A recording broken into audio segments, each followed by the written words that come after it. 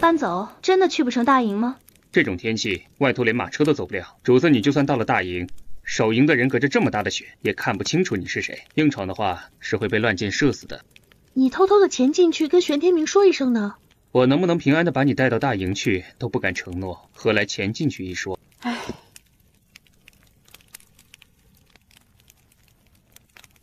与其在屋里闷着，还不如去看看凤府的人都在做什么。小姐，奴婢出去转转。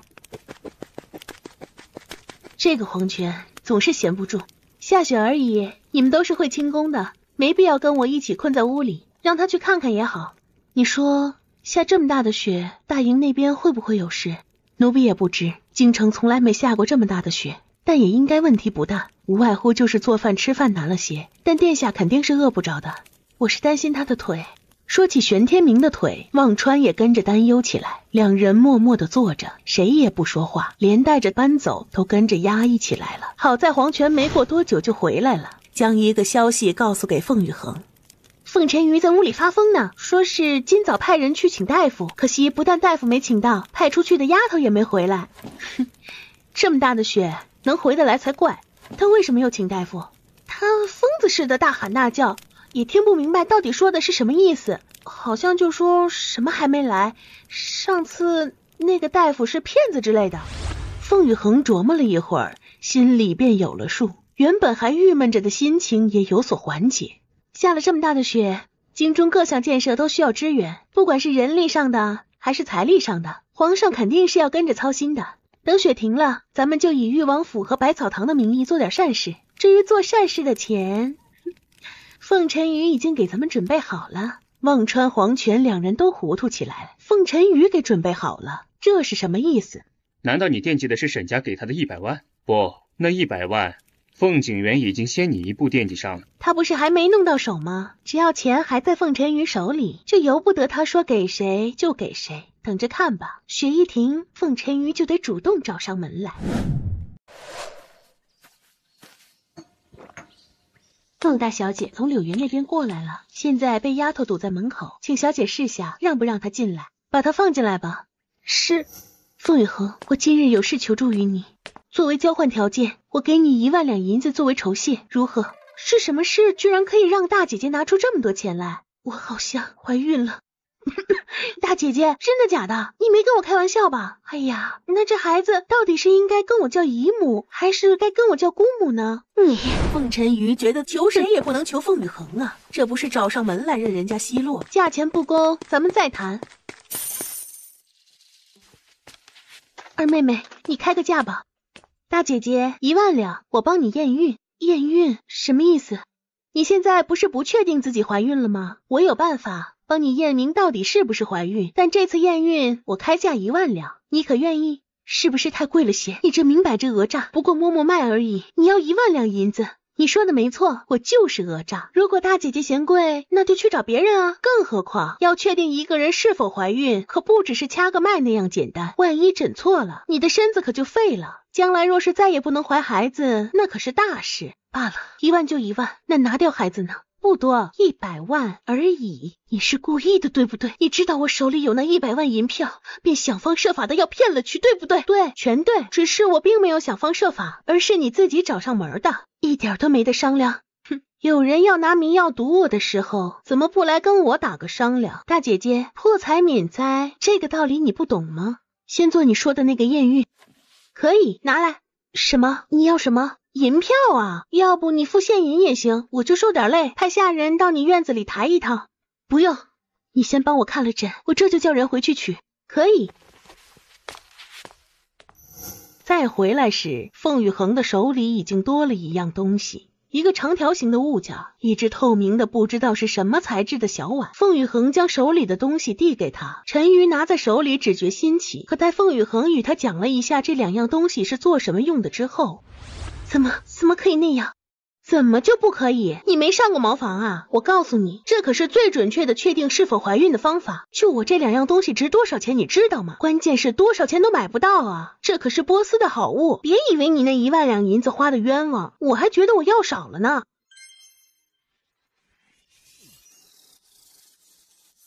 你再好好想想，我今日要出府去，一会儿你们的银票拿来，就直接送到县主府的账房吧。青玉今日正好也在，交给他就行。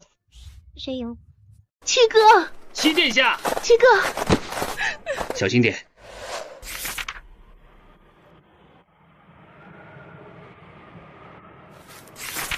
七殿下，殿下，七殿下，七哥，殿下，七哥，殿下，七殿下，你在哪儿？殿下，殿下，七哥，你在哪儿？殿下，七哥，你在哪儿？如果把人压在下面，绝无生路。殿下说，七哥一身好本事，怎么能跟普通人比？你们说的那个土地庙，就是在这里吗？就是在这个范围。以前奴婢们曾陪着九殿下一起来过，大家分头找找。七哥，七殿下，七哥，小心点。阿和，七哥，别跑，小心摔了。七哥，我没事。七哥，你是不是受伤了？伤到了哪儿？你还记不记得我是谁？我是阿恒啊！你怎么可以这样子和我讲话？王母忌日，一场雪崩却将他与随从全部埋在雪下。他拼了命地拽着那小随从往外爬，却最终也没能把人从雪堆底下带出来。七哥没事，傻丫头，这么大的雪，跑出来干嘛？找你，如果只是下雪，我不会来。但他们说城北出现雪崩，我就不能再躲在城里。七哥，当初你能把我从那片火烧的废墟里带出来，今天我也就打定主意，就算是用双手，也得把你从雪堆里给扒出来。七哥没死，就算被雪埋住，也可以爬上来。只是与我一起来的人，却无法再同我一道回去。丫头，七哥心里难过。凤羽恒没回答。玄天华说难过，那就是真的难过。可这样一个人，总让人不知道该如何开口去安慰他。好在还有陪伴，他可以静静地陪在他的身边，做一个好的聆听者。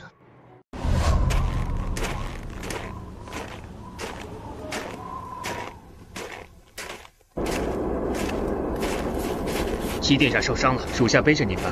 不必。没事。骄傲如玄天华，若仙如玄天华，怎么可以附在一个人的背上？凤羽恒几次都忍不住想要借用空间送他回去，可话到嘴边，却又不得不再次咽下。他到底是没有勇气把那个秘密与人分享。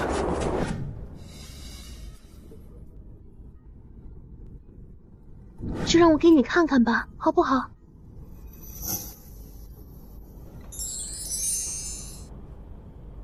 你们先走，回百草堂去，左右也快到了，剩下的路我陪着七哥就好。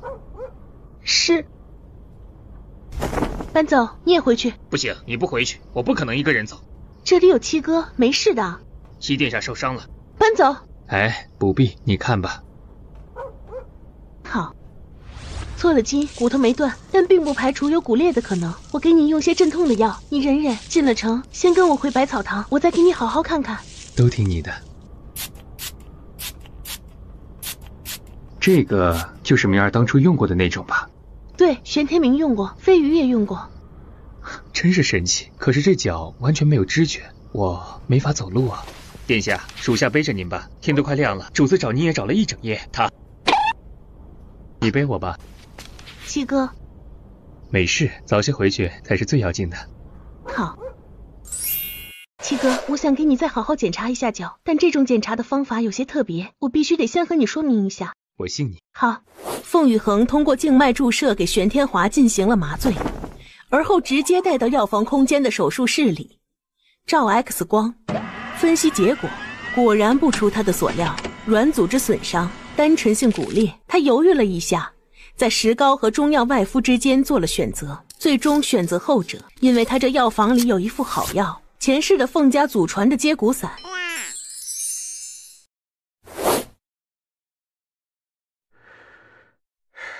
我刚刚是做了个什么奇怪的梦？陌生的空间，奇怪的摆设，一股说不上来的刺鼻味道，还有那些奇怪的东西都不曾见过。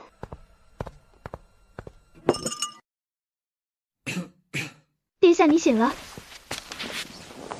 什么时辰了？小姐说殿下您晌午就会醒来，让奴婢去准备饭菜，还真是准呢。晌午了，我竟然睡得如此沉。殿下先吃点东西吧。你们小姐呢？在外面发放暖茶呢。暖茶？这一场雪灾，京城里有好些百姓都受了苦，特别是城南和城北的房子被大雪压塌了不少。百草堂收留了一些，但终究地方有限，二小姐就在外头搭了个棚子，每天都给往来的行人免费送一碗暖茶，一来暖暖身子，二来那茶里也加了不少调养的草药，多少能起些强体的作用。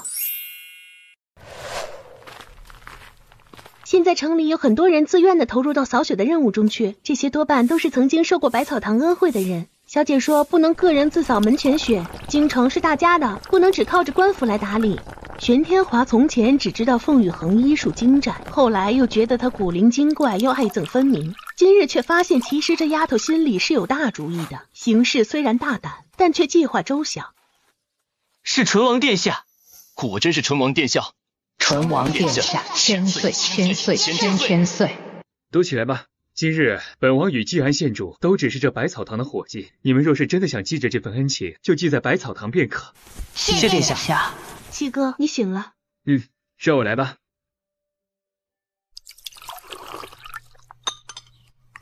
其实百姓们的要求很简单，吃饱穿暖有住处，仅此而已。可就算是只有这些，还是有人无法得到。七哥，你看看他们，有的还病着，有的穿着单衣，有的抱着孩子，有的自己还是个孩子。我是个大夫，我想救更多的人，但却只有这一双手，只有这一间百草堂。若有一天大顺境内每一座州府县城都有百草堂这样的存在，你说会不会更好？自然会更好，只是你凤羽恒却只有一个。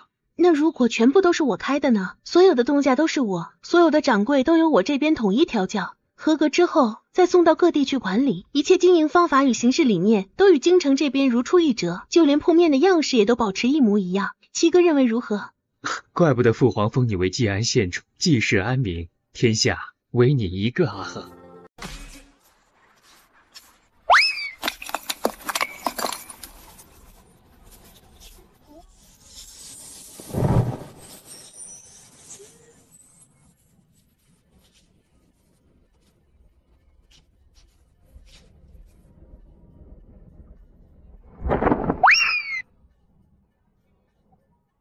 听说有人想我了，是不是你？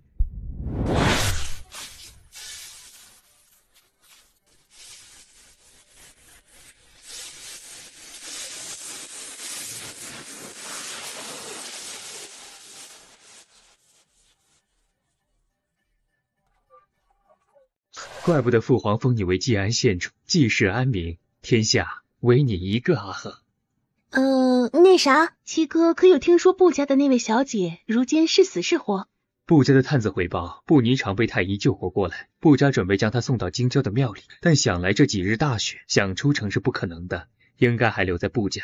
凤羽恒有些发怔，玄天华如此轻易的就说出他在布家安插着探子，让他意外之余也有些感叹。很多时候，玄天华顶着这样一张脸，这样一身气度，总会让人们忘了他真正的身份，但实际上他也是皇子，是与玄天明、玄天业他们一样的最上面那个95之位。他即便不争，却并不代表别人不将他当作眼中钉，所以他也必须要保护自己，即便再不愿意，也必须得参与到那一场斗争当中去。前天是我生母的忌日，那一年她也是死在这样一个大雪天，据说是被前皇后罚跪冻死的。那时我还小，小到连她的样子都记不住，只听说前皇后把她扔出皇宫，抛尸到城北的一个小土庙里。后来云妃娘娘偷偷着人赶过去，将她就地掩埋，并记下了那处地方。我长大以后便年年都会过去一趟，送一些据说是她爱吃的东西，可惜以后再没祭奠之处了。凤羽恒不知道该说什么，亲人的离散最是凄哀。当年他失去母亲时，也是连着1个星期都睡不着觉，只要一闭眼，妈妈的面容就会出现在眼前。其实他很希望也有另外一个灵魂代替他在那个世界上生活下去。2天1夜没睡，你也累了，快回去歇着，这里有我。没事，睡不睡觉不是要紧的，我只是觉得有时候如果亲情就停留在最美好的那段时光也是不错。就像现在的凤家，如果我只活在3年以前，只活在姚家还没出世的时候，在我心里父亲就还是父亲，祖母就还是祖母，兄弟姐妹公亲友爱，怎可能会变成如今这般光景。百草堂济世安民，父皇早已得到消息，丫头等着领赏吧。好。看阿恒这样子，应该是在担心身在军营的敏儿。待外头的雪再化一化，路好走些，我着人送你过去。谢谢七哥，七哥早点回府吧，你的伤还得多休息。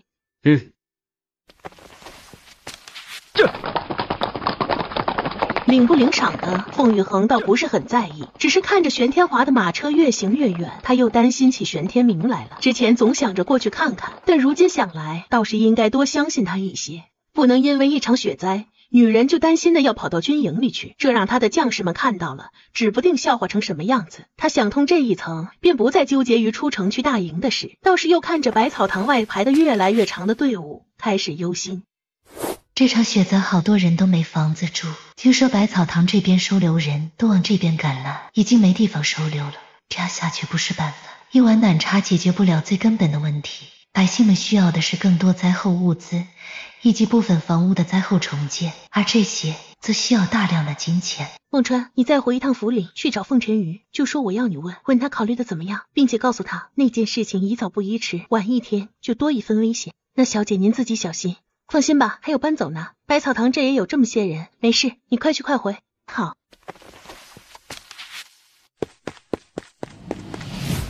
王林，东家，去账上这些银子与隔壁铺子打个商量，给灾民先缓解一下。好，那要租到什么时候呢？倒塌的房子可不是说盖就能盖起来的，更何况盖房子也要银子呀。这个你放心，有人给咱们送钱了。小姐，哦，这是大小姐让奴婢带过来的。这经费不就有了吗？大小姐还让奴婢问问什么时候可以开始。让你们大小姐到同生轩等着，我今晚就回去。是，二小姐若没有别的吩咐，奴婢就回去了。去吧。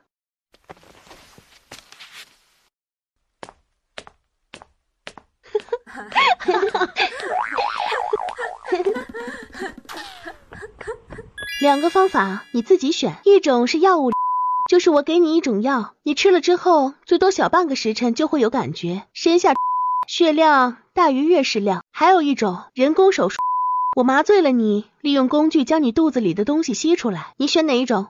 哪一种更快，不会被人发现？快慢都差不多，需要静养几日，但不影响你正常行走，只要小心些都不会被发现。不过我建议你选人工手术，因为药流不一定能流得干净，一旦有残留，后续就需要再次清，对你的身体伤害很大。那就听你的，我可是给了你100万两银子，二妹妹你得对得起那100万。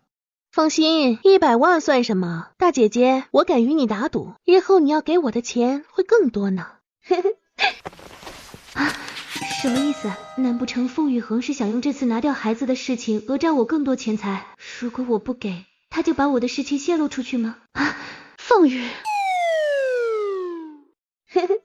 心眼真多，打上麻醉针，医疗空间，走起。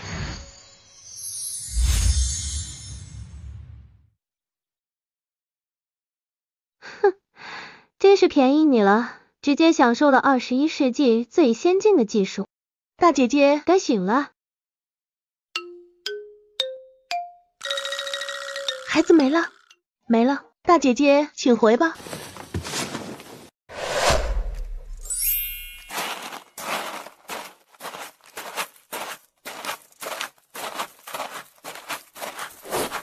找凤羽衡借银子，肯定会遭到奚落吧？想我堂堂正一品大员，居然沦落到要去跟女儿借钱，这跟从陈宇手里拿可不一样，一个是拿，一个是借，说不定还要被逼着立字据，这让我的脸面往哪儿摆？更何况去同生轩会遇上姚氏的吧？若让姚氏知道我是去找凤羽衡借钱的，指不定要有多鄙夷我呢。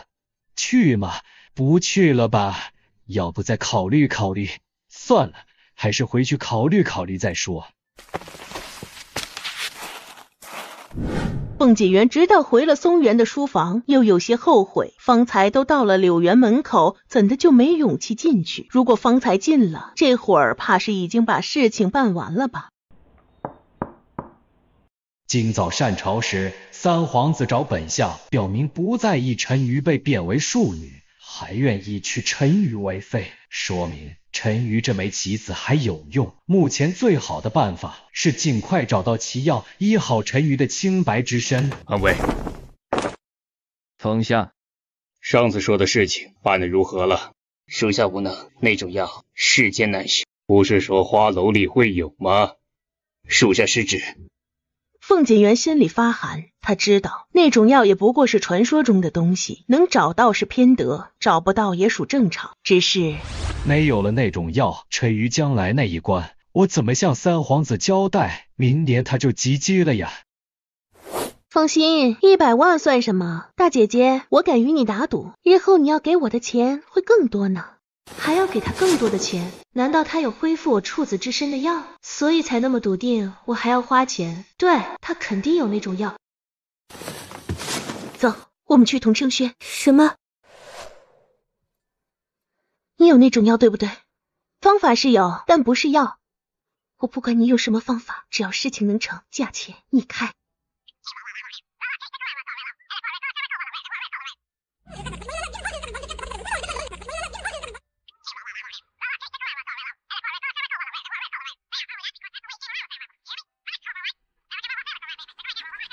好，你给我2天，不，1天，1天后我自会将定金送来。希望二妹妹说话算话。放心，拿人钱财与人消灾，大姐姐等着就是。一言为定。依琳，小姐，回去后立即联络三舅舅，让他先准备200万银票给我，1个月后再拿300万。小姐，怎么有这么多钱？听起来多，但要与我所行之事比起来，实在是划算呢。就当是我暂时存放在那丫头那里的银子是我的，就还是我的，早晚有一天她还得给我还回来。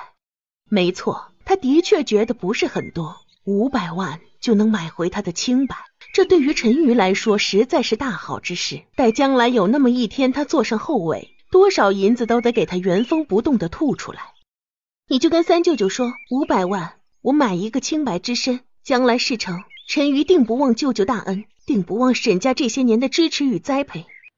是跟二小姐买药，她连那种药也有。上次见到沈三老爷时，她还说起那种药十分难寻，怎的二小姐就会有？咱们可千万别给她骗了。不会，凤羽恒的行医手段绝非常人能比，有的是咱们想不到也找不到的奇物，500万就能去除我这块心病，当真值得。奴婢记下了，宋小姐回去后马上就跟三老爷联系。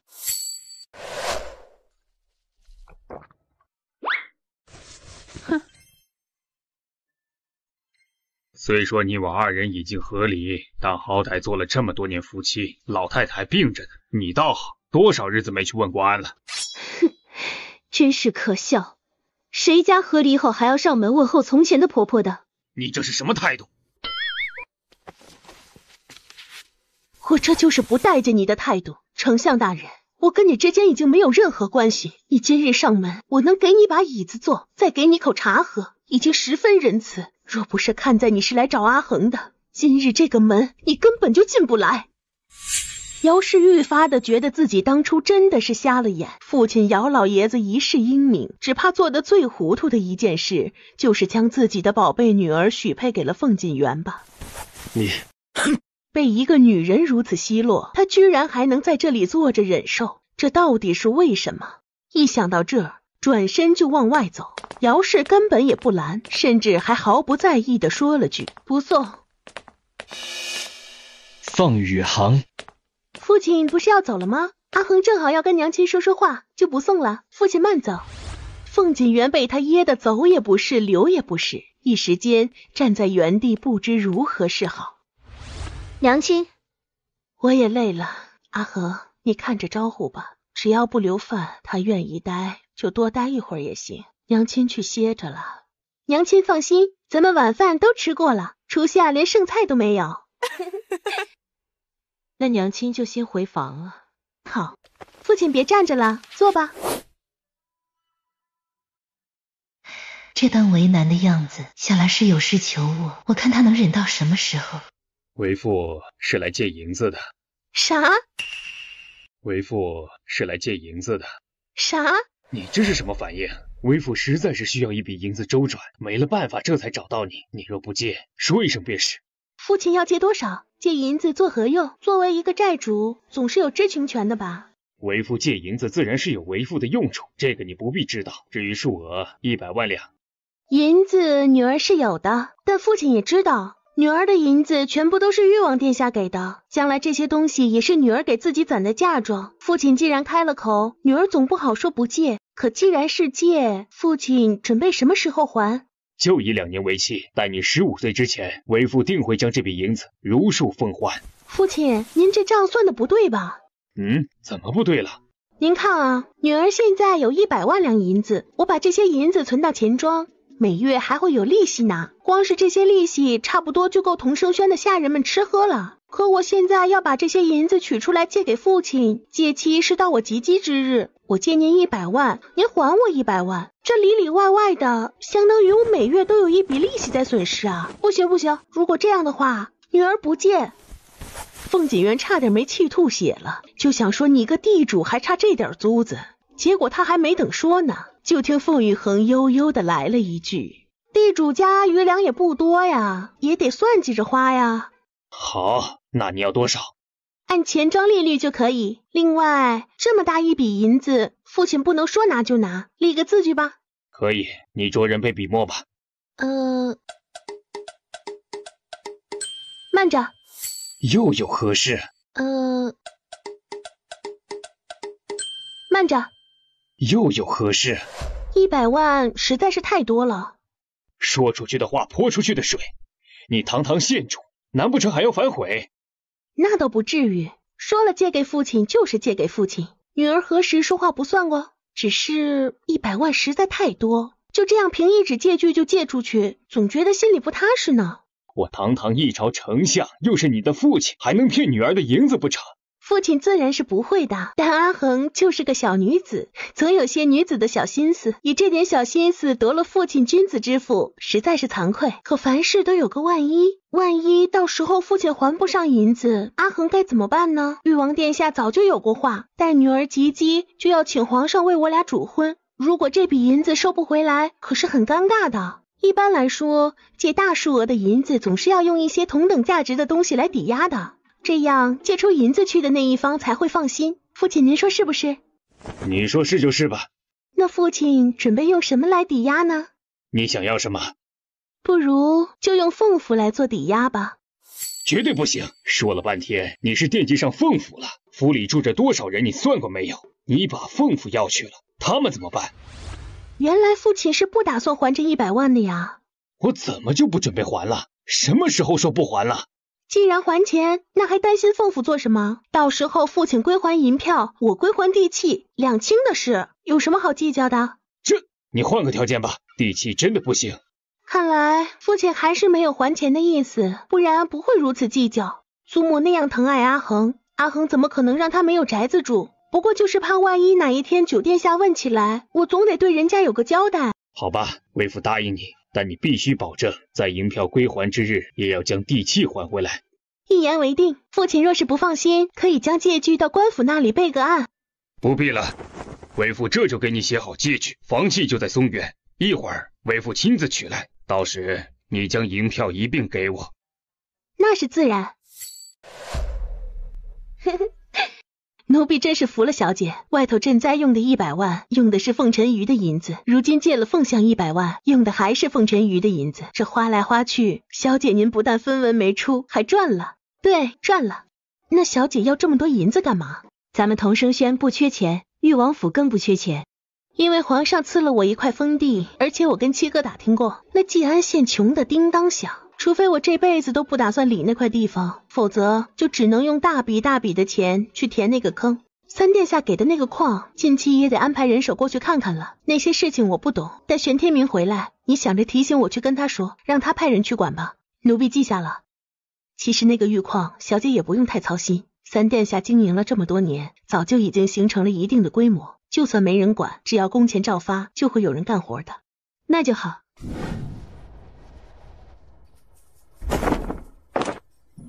小姐，什么事？凤府那边来人请小姐到舒雅园去，说是凤老爷召了所有人都到那边，有事情要说。好，我知道了。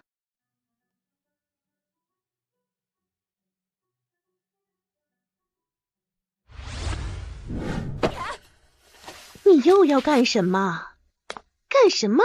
你还问我？父亲明日就要离京了，这一走就要大年才回来，你怎么一点都不着急？我该怎么着急？你父亲是钦差，是皇上派出去公干的，全府的人不都得老老实实的等着？你闹腾什么？他们等你就也等，自己缺什么不知道吗？你缺儿子，我缺弟弟，怎么我跟你说了多少次了，你就是不知道着急呢？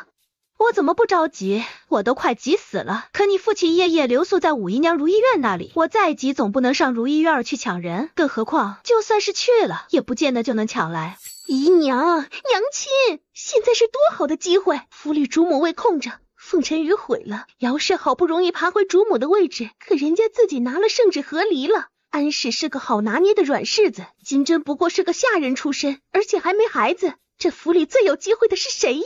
还不就是你我？只要你给父亲生下个儿子，父亲绝对会把你抬到主母位上去，到时候我就是嫡女，就算凤羽恒也是嫡女，那也没关系，嫡次女也是嫡女啊。哼，就在今晚，把你那些多年不用的好东西都拿出来，拼着下药也得把父亲给留住。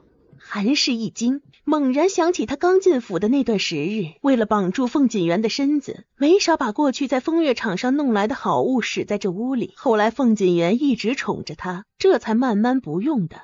你是怎么知道的？你那点东西，我6岁的时候就已经发现了。行了，别装了，父亲现在应该会在松原，你还是好好想想，怎么能把他给骗到这个院子里。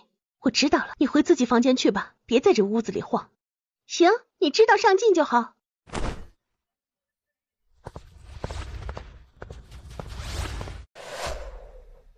凤锦园不惜押上凤府也要借钱，这么大的一批钱财，他拿来干什么？还要往北借赈灾，这件事怎么透着古怪呢？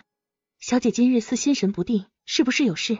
这差事可是凤锦园主动请命的。是，朝中有殿下的人，据报当时的确是凤相主动请命要去的北界，并且大力说服皇上点头应下。事是肯定有事，只是我还不知道到底会是什么事，一切等我见到玄天明时再说。总之凤锦园这次往北界去，绝对不只是赈灾这么简单。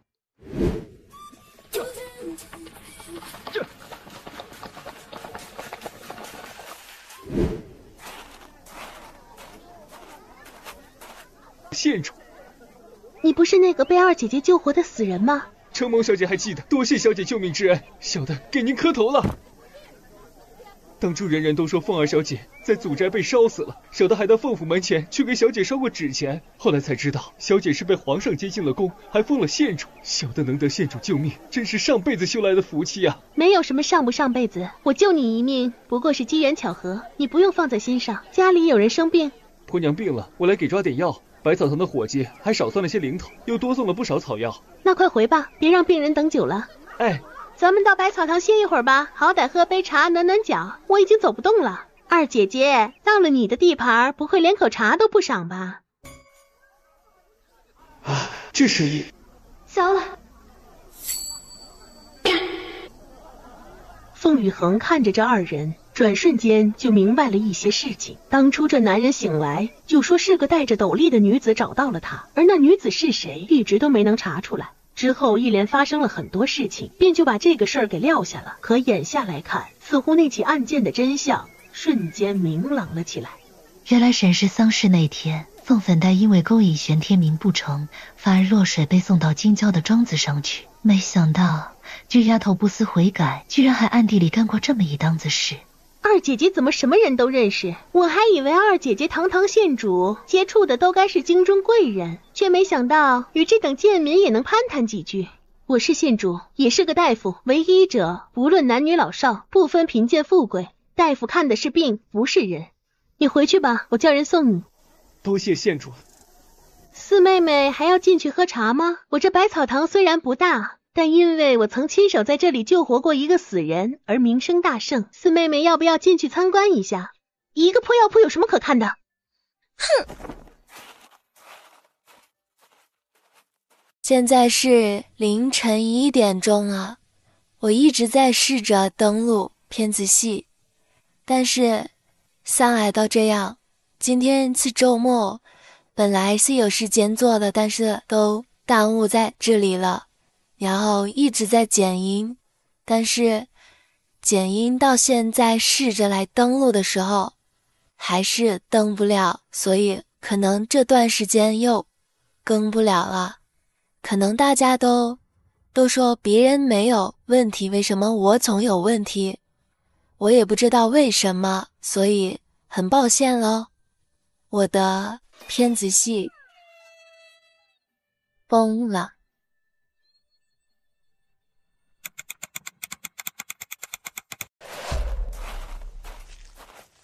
不说歇歇脚吗？你怎么就走了？许是四妹妹又不累了，再不就是觉得我这百草堂庙太小，咱们还是回家吧。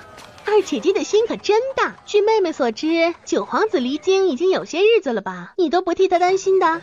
男人以前程为重，更何况他是在大营里训练将士，保家卫国，我有什么好担心的？那你就不为自己担心一下？九皇子本就寡性薄情，没准儿早就把你给忘了，不然怎么可能一去这么久都不说回来看看你？他忘不忘了我，与四妹妹又有何干？你，粉黛说不过二姐姐，但粉黛也是好心提醒，九皇子虽与你定了亲，但要真正办婚事还得个几年呢。二姐姐可千万要把紧了，万一中间出了什么岔子，那可是得不偿失的。凤羽恒，你笑什么？刚才是谁在说本王寡性薄情啊？凤羽恒瞅着玄天明两只手又不耐烦的去握鞭子了，这才无奈的摇头，出言提醒四妹妹，若是不想脸上挨一鞭子，还是把眼珠子收回来吧。粉黛一惊，立即意识到自己失态了，可她也不哪来的自信，就觉得玄天明心里清楚他是喜欢她的，定然不会将鞭子挥到她的脸上，于是继续执拗的往那黄金面具罩着的脸上看去，完全无视玄天明手里已经扬了起来的鞭子。安姨娘，你先带他们回府，我与九殿下有事相商。驾！驾！你太冒险了，万一惹恼了那九皇子，指不定又要出什么乱子。哼，如果凤羽恒死了，或是残了，再或是名节败了，她就再也没有资格嫁给玄天明。同样是凤家的女儿，我或许能争取到机会代价。你可得记着上次的教训，万万不能再贸然行事了。知道了，真烦。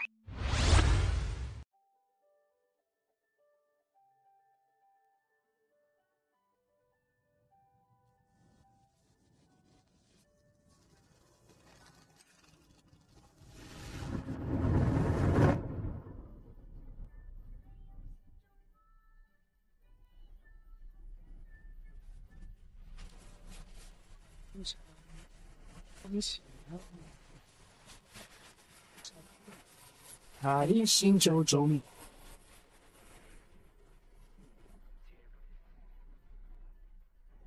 高中我从胸，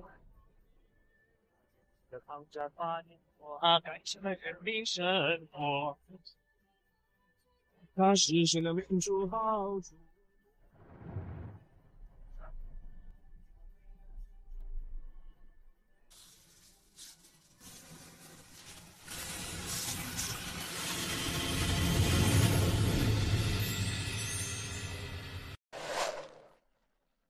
再怎么样，男人打女人总是不好的。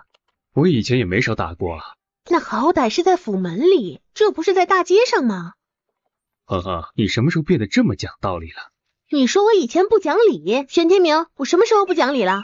现在就挺不讲理的。你看啊，我本是为了给你解围，你却把我数落一番，这是讲理的人能干出来的事吗？我是在给你培养绅士风度，说了你也不懂。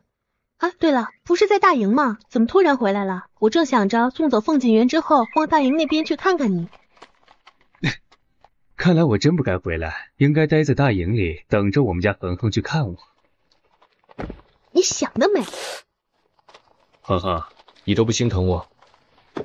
那些日子那么大的雪，你那里没出什么岔子吧？没有，大营城防坚固，没有你想的那般荒凉。那就好。那日七哥出城继母，赶上了雪崩，我就怕你那里出事，可搬走他们都说雪太大了，根本去不了。我是男人，总不该什么事都让你操心。反倒是我在营里见下了这么大的雪，心里惦记着你，总想快些回京，却又不能扔下一营的将士。后来听说你在京里做了这么多事，还都算到了誉王府的头上，真是女大不中留啊！玄天明，你不闹了，与你说正事儿，我这2条腿还有救吗？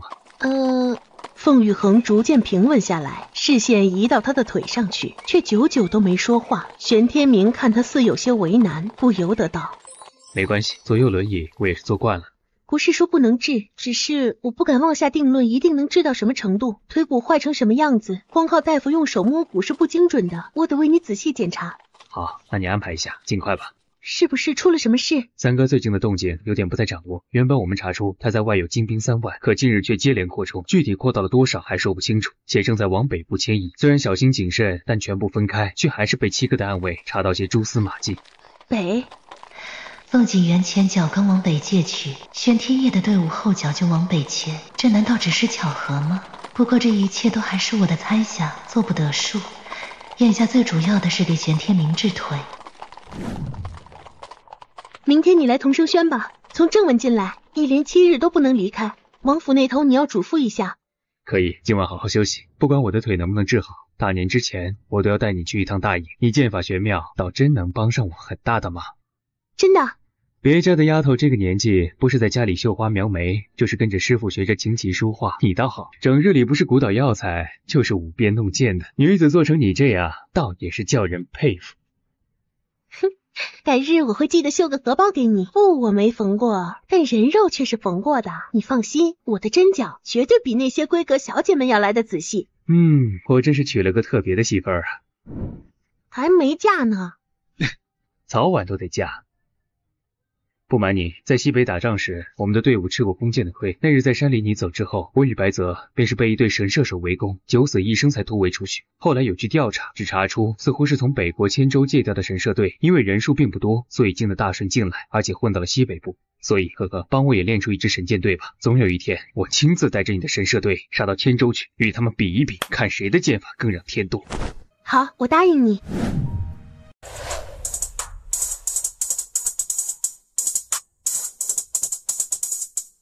这位姑娘说她是凤家的4小姐，你可认得？回夫人，这的确是4小姐没错。哼，凤家人还真是有趣，别人家的小姐出府都是往好看里打扮，凤家小姐却把自己弄成这副模样，当真奇特。凤相不在京中，凤家如今做主的是谁？是老太太的掌家。夫人请随小的到客厅稍坐，小的这就差人去找老太太过来。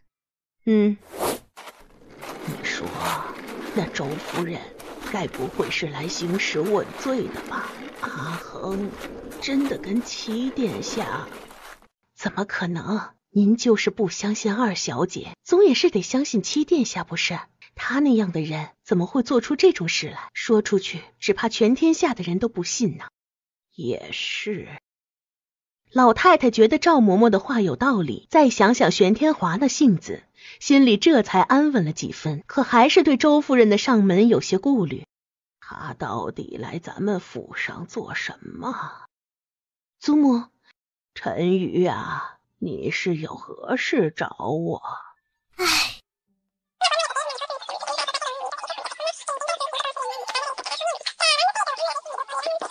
胡闹！笨蛋，怎么会跟周夫人扯到一块儿去？快一点，万万不可让贵人久等。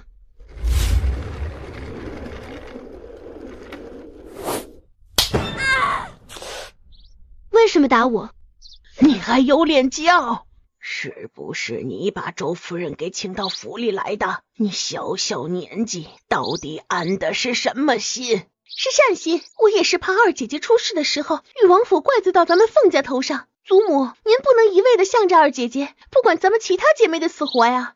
陈瑜恨死凤粉黛了，早不发难晚不发难，偏偏赶在这个节骨眼上，他可真是怕凤雨恒出了一点点差错，只有凤雨恒平平安安的过些日子，他的那件事才能成。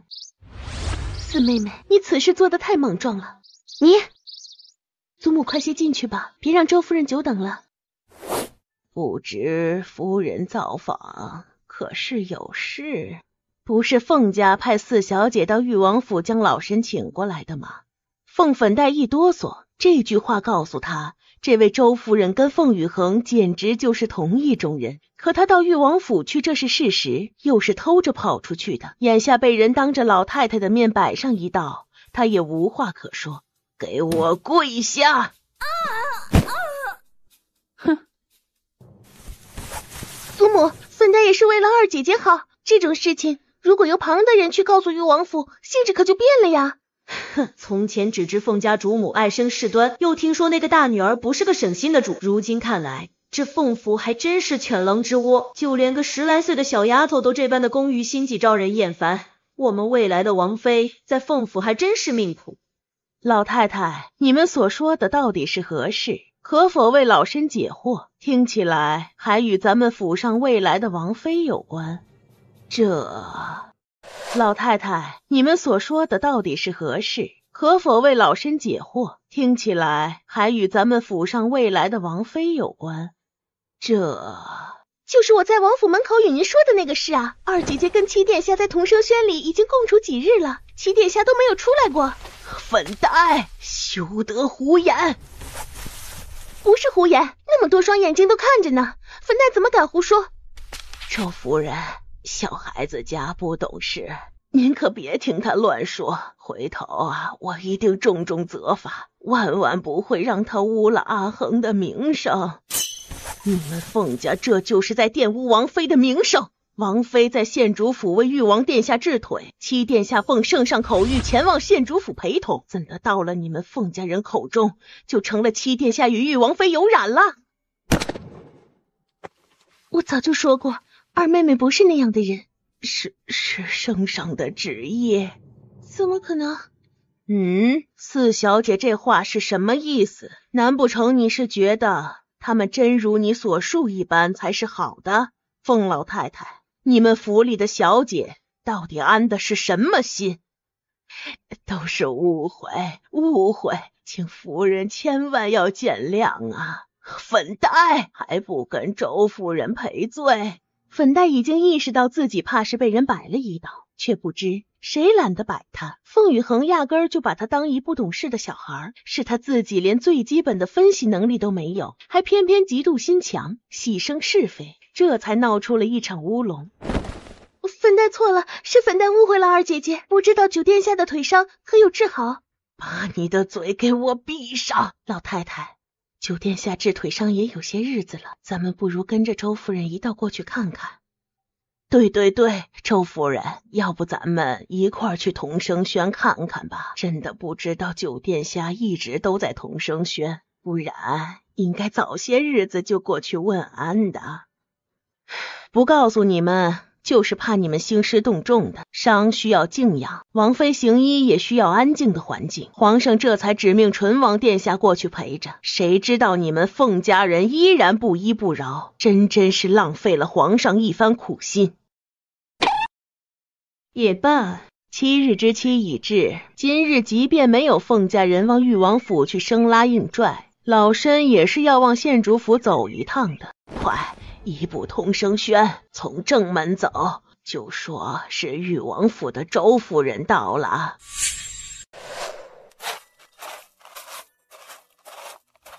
老奴见过纯王殿下。周夫人免礼。见过周夫人。夫人不必多礼，你我同为一品诰命，老身受不起你这一礼的。周夫人太客气了，当年父亲在京里时便常提起周夫人，谦柔是晚辈，这一礼您当的。老身与姚太医也是多年未见了。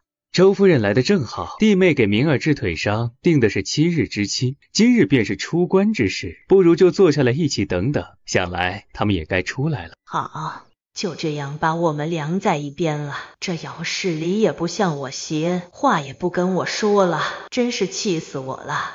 唉，如今姚氏与凤家再没什么关系，人家又是一品诰命，就连周夫人都说了受不起他的大礼，何况是我呢？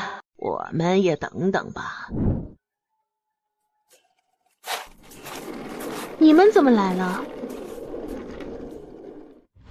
阿恒无能，治不好殿下。怎么会这样？阿恒明日自会进宫去跟父皇请罪，他不是神医吗？怎么会治不好？没事，以后还有机会。你们这是什么表情？晦气！恒恒，你别往心里去，我坐在轮椅上一样可以保护你周全。九殿下，你的腿治不好了吗？没关系，粉黛会为你寻访名医的。凤羽恒就是个庸医，你不能听他的。周夫人，明儿个从宫里请个嬷嬷过来，好好教教凤家四小姐规矩。老奴记下了。我要先回去了，恒恒，你别往心里去。要进宫的话，就叫上我，我同你一起去见父皇。你不要怕，不管出了什么事，有我在。好。哼。七哥，走吧。好。阿恒，这些日子也没顾得上去看祖母的腰，清霜送去的药，祖母可有一直用着？用着呢，用着呢，见了好。你看，这都能出门了。阿恒啊，九殿下的腿真的治不好吗？拖得太久，实在是回天乏力，一点希望都没有。孙女无能。你是无能，没那个本事就别逞能。耽误了九殿下的腿，你担当得起吗？听说你到越王府却请了周夫人来捉奸，真是劳烦四妹妹替我操心了。等明儿个教习嬷嬷来了凤府，姐姐一定提醒她，好好教导妹妹。赵嬷嬷，把她给我拉到佛堂去跪着，今日不许给饭吃。是。祖母，粉黛不要跪佛堂。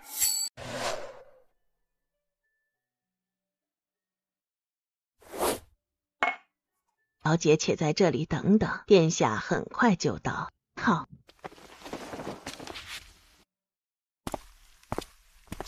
此时此刻，向荣满脑子就一个念头，我到了七殿下的家了。然而这又能如何？安氏的话还言犹在耳，他知道有些事情是连想都不能去想的，有些路只要踏出一步，有可能就是无间地狱。三小姐怎么来了？小荣见过成王殿下，殿下千岁。起来，不必拘礼。可是为了你二姐姐进宫一事而来。二姐姐说是进宫去请罪，家里人不放心，祖母一定要小荣来跟殿下问问。小荣知道有些失礼了，但是祖母之命，我也不敢违。没事，不算失礼。我与明儿是亲兄弟，你与阿恒也是亲姐妹，来我这儿打听也是应该的。殿下，二姐姐不会有事吧？皇上会不会生气？会罚她吗？这个事儿不能怪二姐姐的。九殿下的腿伤太重，又过了这么久，就算治不好也在情理之中啊。殿下能不能替二姐姐求求情，请皇上不要责罚她吧？又或者罚点银子？你应该相信你二姐姐。啊？相信什么？二姐姐亲口说九殿下的腿治不好了呀。治不治得好是一回事，受不受罚又是另一回事。很多时候你看到的和听到的并不是事实，也有很多时候已经发生的事也不是它本来该有的面貌。向荣彻底糊涂了，他发现自己完全听不明白玄天华在说什么。平日里看着二姐姐跟他们谈笑自如，他还只是羡慕，如今却知道能那样子交流谈话也不是光有胆量就可以的，还需要头脑。他一定是太笨了，连听个话都听不懂，这样的答复要他回去该怎么跟老太太学？你还小，不明白也是正常的，怪我不该与你说这些。总之啊，你记着，不管到了什么时候，只要相信你的二姐姐就可以了。可是皇上，父皇也许会不高兴，却也不至于太为难。谢谢七殿下解惑，虽然想荣听得不太明白，但晚些时辰回府之后，把原话跟祖母学一遍，还是能记得的。晚些时辰，你还要去哪里？想荣想到宫门口去等等二姐姐。怕了，走吧，我随你一道过去。老太太，您可千万别自己吓自己。二小姐那边不是还有玉王殿下吗？怎么也不可能让二小姐吃亏的。可是她的腿好不了，对阿恒还能像以前一样。老太太，是不是宫里来人了？老太太怎么知道？完了，我就知道皇上当初那样憎恨姚家，怎么可能一下子又改了初衷，对阿恒那般的好。如今看来，皇上不过是想着让阿恒治好九殿下的腿，才给了这么些恩德。现在腿治不好了，灾祸也就跟着来了呀。老太太在说什么呀？宫里来了教规矩的嬷嬷，已经让人领着往这边来了，说是先给老太太请安，然后就去见四小姐。你说什么？一听说宫里来人是这个事儿，老太太这颗心才算是放了下来。快去把四小姐带过来。祖母，您饶了粉黛吧。粉黛要是死了，父亲回来，您可要怎么交代呢？这就是老神的四孙女儿。你们是谁？老奴们是宫里的教习嬷嬷，奉皇后娘娘之命来教四小姐学规矩。学规矩？学什么规矩？我又不进宫，为何要宫里的人来教规矩？祖母，他们到底是干什么的？放肆！两位嬷嬷是奉皇后娘娘之命前来奉府，岂容你胡言？可是为何呀？周夫人，明儿个从宫里请个嬷嬷过来，好好教教凤家四小姐规矩。是九殿下跟皇后娘娘说的吧？正是。我就说九殿下对我是有心的，不然怎么会特地从宫里请来嬷嬷来教导我规矩？嬷嬷们放心，粉黛一定好好学，将来定不会给九殿下丢脸。老奴不知四小姐这样说是何意，只知九殿下与皇后娘娘说起这个事儿时是这样讲：凤家有位四小姐惯会撒泼无礼，不知礼义廉耻，惹得本王心烦。听到了吧？九殿下只觉你不知廉耻，何来对你有心？九殿下心仪的人是府上的二小姐，这个是人人皆知的，说话口无遮拦，也是老奴们要帮四小姐纠正过来的坏毛病。不可能，他怎么会这样说我？你们一定是说谎，一定是凤羽恒派来整治我的！滚，都给我滚！这枚直凤鞭上打妃嫔，下罚女官，凤家四小姐今日能受此一鞭，应该感到荣幸。嬷嬷说的没错，还望嬷嬷能好好教导老身的这个四孙女儿，该打则打，该罚则罚，无需手下留情。老奴领命。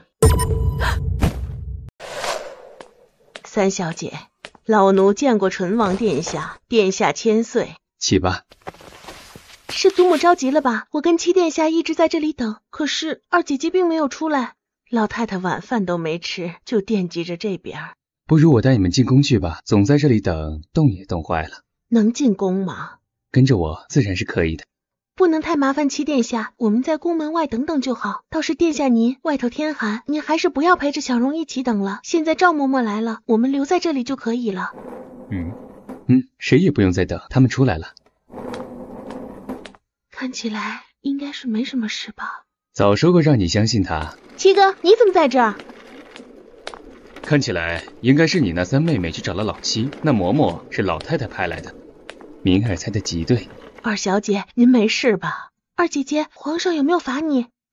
我一个小女子，又没犯宫规家法，有什么可罚的？如此就好，老奴也能回去给老太太报个平安了。二小姐可要跟老奴一并回去。三小姐呢？我有马车，嬷嬷先回去吧。好，我们刚好要去仙雅楼吃饭，嬷嬷与我们同行吧。我叫厨子做几个菜，你给祖母带回去。正好老太太吃不下饭，外头的饭菜拿回去也给她换换口味。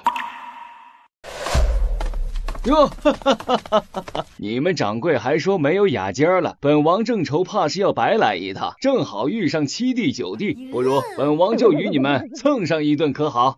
能得三哥赏光是咱们的荣幸。自家兄弟不说这个，听说九弟这腿还有些麻烦，三哥也不知道能帮上些什么。哼，三哥就一个人来的，那你还订什么雅间啊？二楼的窗口不是还空好几个位置吗？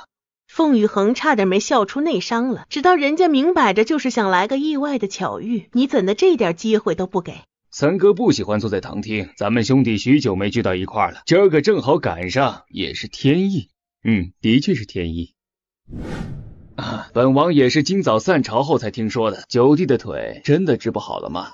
是阿恒没本事，已经跟父皇请过罪了。哎呀，带兵打仗难免有死有伤，当初我们就劝九弟不要去西北，他偏生不听啊。三哥也知明儿这脾气，他想做的事何曾听过旁人的劝？父皇说他对我很是失望。你听他的做甚？要娶你的人是我，又不是老头子。到底还是九弟豁达呀。这样的话也就明儿敢说。这东西你要么戴在头上，要么放在家里，装盒子里做甚？原本是想将这枚凤头金钗还给父皇的，可是刚刚我一紧张害怕就给忘了。忘了就忘了吧，本来就是赏你的东西，哪有退回去的道理？那下次进宫再还给父皇吧。没治好你的腿，总觉得这东西在我手里，心中有愧。屋子里不冷，让丫头把披风给你取下来吧。也好，轻霜，披风拿去吧。是，小姐。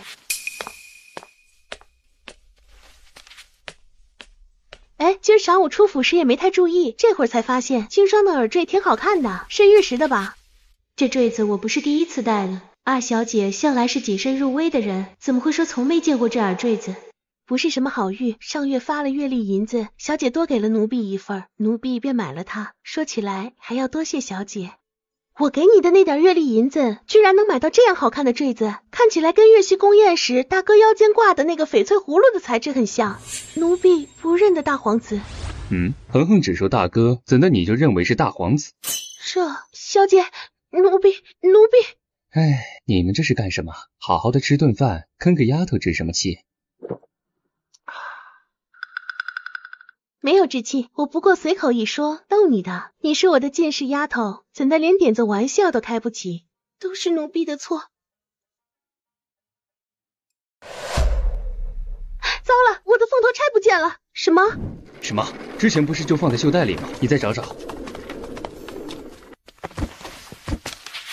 怎么办？你们有没有看到我的凤头钗？最后一次看到就是小姐放到了袖袋里。刚才就只有你离小姐最近，又接了披风，又擦过茶水。轻霜，你有没有看到小姐的金钗？轻霜面色一阵惨白，怕的不是拿了别人东西被发现，他怕的是明明东西不在他这儿，可是所有人却都会觉得在他这儿，特别是玄天夜。戴得漂亮，王妃身子刚好，本王不能回府太晚，免得她着急再累着了。七弟九弟，你们一定帮着弟妹好好找找，凤头钗不比旁物，丢了可不是闹着玩的。阿恒一定会把凤头钗找回来，还请三哥能先替阿恒瞒上一阵子。父皇近日心情不佳，阿恒不想再惹父皇发怒了。这是自然，弟妹放心，本王定不会与人说起这事。如此，便多谢三哥了。如此，三哥就告辞了。好，成了。轻霜，你上楼去，在雅间里继续找，看看有没有掉落。记着，一定要找仔细了，任何一个角落都不能放过。小姐放心，奴婢一定仔细找。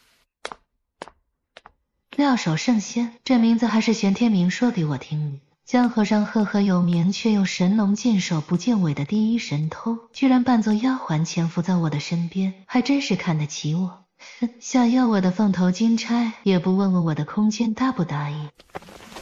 我总觉着心慌，还有些发冷，咱们先回吧，留清霜在这边找就行。凤头钗丢了，可是我下了3次手并没有拿到。明明我看着放到袖袋里的盒子，不知为何找不着。但要命的是，凤羽恒说东西丢了，三皇子信了。更要命的是，我的耳坠凤羽恒说是跟大皇子的配饰有同样的材质，这话简直就是要我的命啊！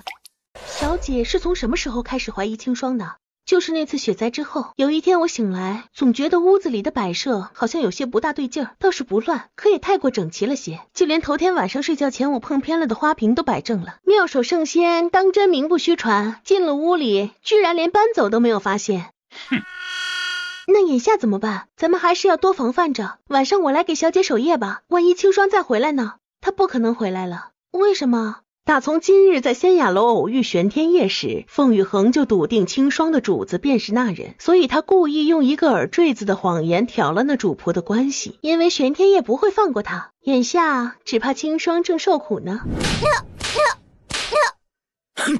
主子，奴婢真的没有得手，是二小姐在说谎。你是妙手圣仙，世人皆知。妙手圣仙没有偷不到的东西，皇宫大内你都进过，怎的眼睁睁看着放在面前之物却失了手？二小姐的袖袋里什么都没有。怎么可能？主子，咱们是不是从头到尾就找错了地方？逼到县主府的时日也不短了，二小姐的房间也进过几次，可是从来都没见到过那枚凤头金钗，就只有今日在仙雅楼才看到她又拿出来。奴婢是想，会不会那东西根本就不在二小姐手上，而是一直由玉王殿下收着的？阿奴，你跟着本王多少年了？从4岁那年被殿下所救，到如今已经12年了。12年的情分，却抵不过一副耳坠子。主子，奴婢真的不认识大皇子，见都没见过呀。把他锁起来，别死了就行。轻点儿，疼！再动一动，你速度快一些。小姐，咱换个叫法行吗？不知道的还以为这屋里在干什么呢。不过说起来，昨儿小姐包的饺子可实在是太好吃了，宫里的御厨都包不出来那个味儿。为了给你们包饺子，我可累死了，比打架还累呢。说到那饺子，不过是他偶尔在空间里翻到了一包半馅料。21世纪的东西拿到这个时代来做着吃，自然味道是不同的。小姐，您那些消息一放出去，外头的人都炸了锅。老太太整天的派人往咱们这边来打听，无论是柳园那边的小门，还是县主府的大门，都快被老太太给承包了。虽然一次都没进来过，但却也时时刻刻都不放弃。金针也来过几趟，陈宇粉黛院里的人则跟老太太那边一样，就整日死守在2个门外。倒是安姨娘那头算是最消停，只差人来过一次，送了些亲手腌制的咸菜，然后再没来过。凤家一个个的都是胆小鬼，胆小还闹成这样呢，他们若是不胆小，还不得把天都给翻过来。近日还是要多留意外头的动静。另外，你亲自往安姨娘那边走一趟，告诉他们且宽着心，不用跟着惦记。老太太若再想让小荣往纯王府去打听什么，小荣照去就是，全当串门子，只怕会有更大的动静。你且瞧着吧，凤家的人谁亲谁疏，一试便知。小姐放心，奴婢都记着呢。忘川和青玉都不在，府里你就多盯着点，实在人手不够，就从母亲那边把青灵调用过来。还有个事儿，你现在就去办。小姐请讲，到厨房去把饺子再给我端过来一盘，我饿了。还吃？小姐，你一个时辰间刚刚吃完26个。我正在长身体，吃的多是应该的，快去吧。果不出凤羽恒所言，次日的朝堂风起云涌，皇上当众训斥了一向宠溺至深的九皇子，不但斥其懒散无礼，竟还指着他的腿说他就是个废人。而在民间，听说九皇子大怒，一点面子没给皇上，转了轮椅就退出朝堂，而天武帝竟一反常态的对大皇子玄天期重用起来了呢。对，听说还当众说什么儿子到底还是第一个好，大圣朝向来都有立长和立嫡之说，如今中宫无子，朕对其儿这个大儿子是抱了很大期望的之类的话。让人意外的是，还不止这一桩。在人人都以为布家已经完了的时候，天武帝竟是将布白旗官升正3品，按签语至上葬的布白嫔恢复贵妃封号，迁入皇陵。还听说朝堂上3皇子对大皇子不敬呢，感觉要变天了。皇上的心思我们可不能妄自揣测，走吧。这么快就散朝了，还以为老家伙要多唠扯一会儿呢。本宫的儿媳妇儿可是好久没来了。这不是躲在府里装熊呢吗？昨晚给你送来的饺子好不好吃？他亲手包的。饺子倒真是好吃，那丫头总是有些新鲜玩意儿，就像这镜子照出来的跟真人似的。头一次照时，本宫还以为见到了妖孽。母妃，哪里有人说自己是妖孽的？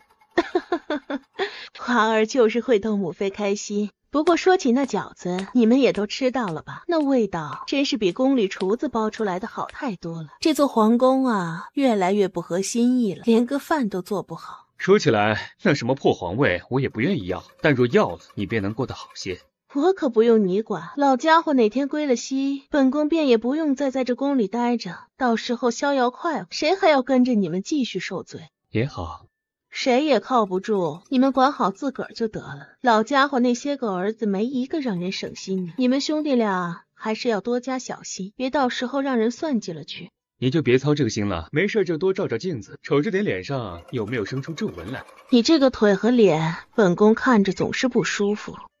明儿昨日还说起这面具挺好看的，总也不如本宫给他生出的那张脸来好看。对了，那凤头金钗可收好了？恒恒收着的东西谁也找不到，我也是觉得奇怪，妙手圣仙都找不到的东西，弟妹到底是藏了什么地方？那人分明是在我们的眼皮子底下放进袖带的，怎的妙手圣仙下手3次都没得手？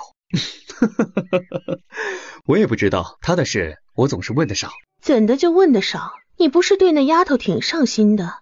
就是因为上心，所以才不问。我与他初遇在西北的深山里，他便有些奇奇怪怪的东西。我那时伤得甚重，他说是药，那便是药，他给我用，我便放心去用。我不问，只要记得他总不会害我便好。玄天华至于弦上的手微动，惹起琴弦微鸣，心底似有东西掠过一般，划起一道涟漪，却还不申顷刻平复。得此不问之人，方才算良配。灵儿，你真有福，就是可怜了我的那只猫。既然老家伙要玩，那便再多留几日，否则本宫总想着那布霓裳送到庙里，实在是太便宜他了。明华二人相视苦笑，这个母妃总是比他们兄弟二人活得还要随性。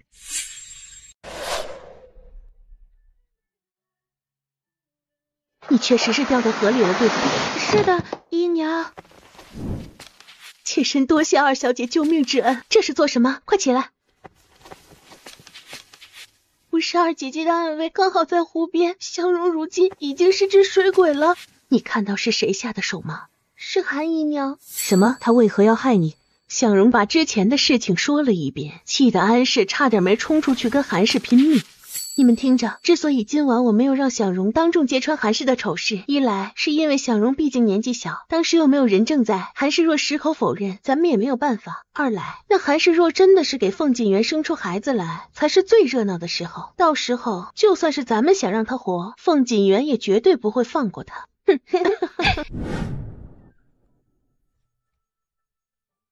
二妹妹，咱们约定之期可快到了。我记着呢，待大姐姐月信彻底干净之后来找我就成。哦，别忘了带上银票。你放心，我都已经准备好了，等着吧。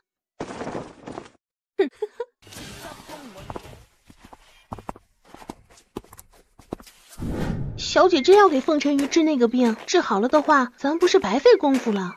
哪能那么便宜他？自己作孽就该自己受着。你家小姐我可没有那么好的菩萨心肠，所有的仇我都记在心里呢。大殿下那边有消息传来，昨日送了一套头面给凤晨瑜，听送东西的小太监说，凤晨瑜甚是欢喜。能不欢喜吗？大殿下经商20载，搜罗到的好物件可是不少，随便哪一样拿出手都能叫绝一方。凤晨瑜从小到大见识的无外乎是沈家送来的东西，沈家纵是皇商，却又怎及得上大殿下奔走各国做的那些个境外买卖？三殿下会上当吗？那人一向多疑，奴婢有些担心。我也同样担心，若是玄天业这么容易就中了招，怕也不至于让皇上和玄天明紧盯了那么多年。凤晨瑜今日穿得很是素净，头上罩了个斗笠，不知道是为了遮雪还是为了什么。这点清雪哪里用得着遮？他要遮的八成是大殿下送的东西。既然戴了斗笠，送的八成就是首饰了。小姐怎么了？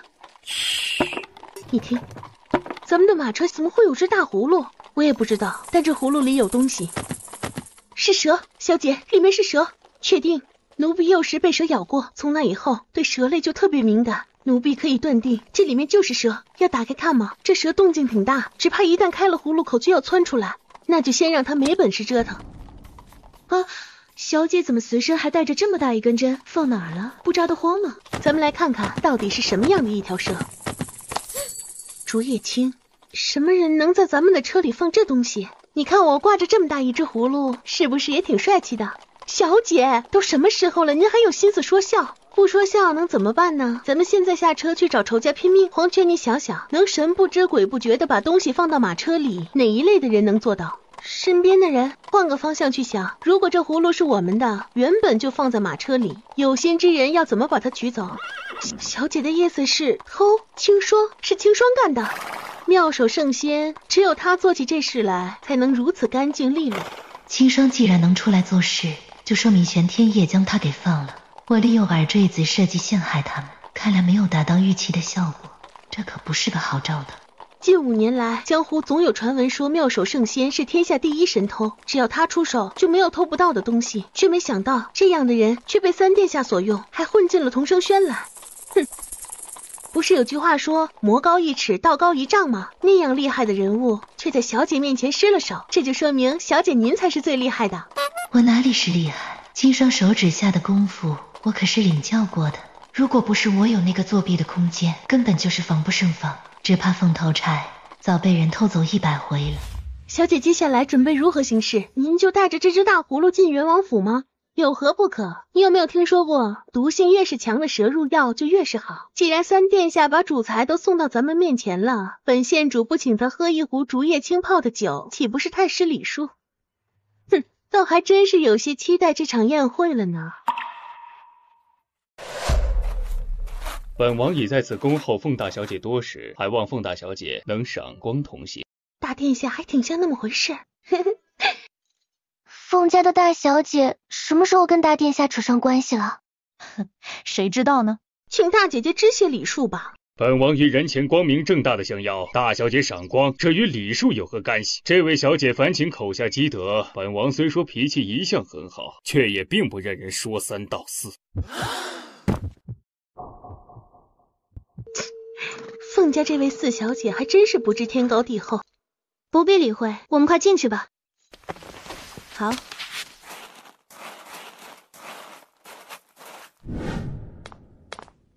仙女姐姐，仙女姐姐，仙女姐姐，你怎么才来？飞宇都想死你了。你又胖了，这是你仙女姐姐给你准备的寿礼，快看看喜不喜欢。这些都是什么？看起来都好好吃哦。你尝尝，每一样都尝一点。你果然是仙女，这么好吃的东西是只有天上才有的吧？你说是，那便是。走吧，带姐姐去宴会现场。好，这葫芦里面装的是什么？是姐姐准备要送给你三叔的东西。哦，已经进了正厅，凤大小姐便将斗笠取出来吧。陈瑜受皇后娘娘责罚，外出时必须要涂抹西江的黑胭脂，还望景王殿下见了莫要见怪才是。无妨，凤大小姐的风姿，岂是一层黑胭脂便能挡得住的？多谢殿下。毫不意外地惹了一阵惊呼，甚至有的小姐已然惊叫出声来。陈瑜的虚荣心瞬间膨胀到了顶点。四妹妹怎的站得那样远？快到大姐姐身边来。大姐姐从何处得来这样华美的首饰？沈家人给的吗？水晶是好看，只是配上她那张黑脸，可就失了太多光华了。其实二姐姐如果能把誉王殿下送你的东西带起来，一定比大姐姐还要好看。想容不由得想到童生轩近日光景，便觉自己失言，赶紧就住了口。没事，鹿死谁手还不一定呢。小儿年幼，本不该办什么寿宴，但这小孩子啊，生性爱热闹，非缠着本王和他母妃，把大家都叫来，就图个乐呵。想着左右是小孩子，便只请了夫人小姐们。凤晨瑜此时此刻觉察有一道异样的目光往他这边投递过来，可余光瞥去，却发现那张面孔十分陌生。成了，成了。五皇子玄天眼，那个刚娶了不知是几房小妾的皇子，对陈瑜头上的那套水晶可也很是喜欢呢。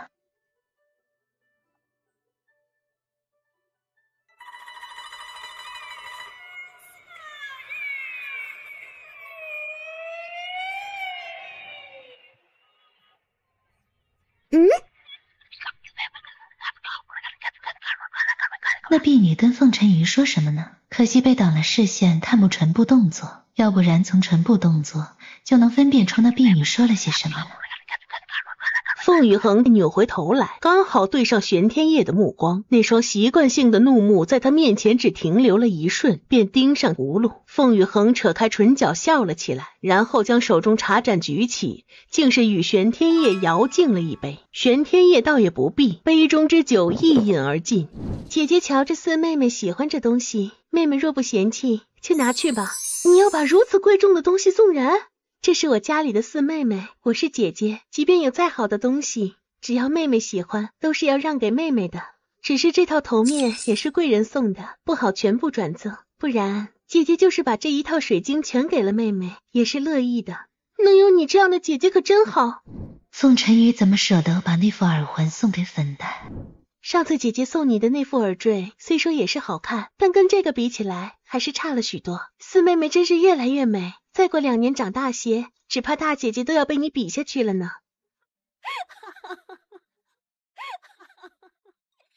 此刻五皇子的目光已经从陈瑜身上向粉黛处转移。或是东瀛吗？陈瑜又是如何想到的？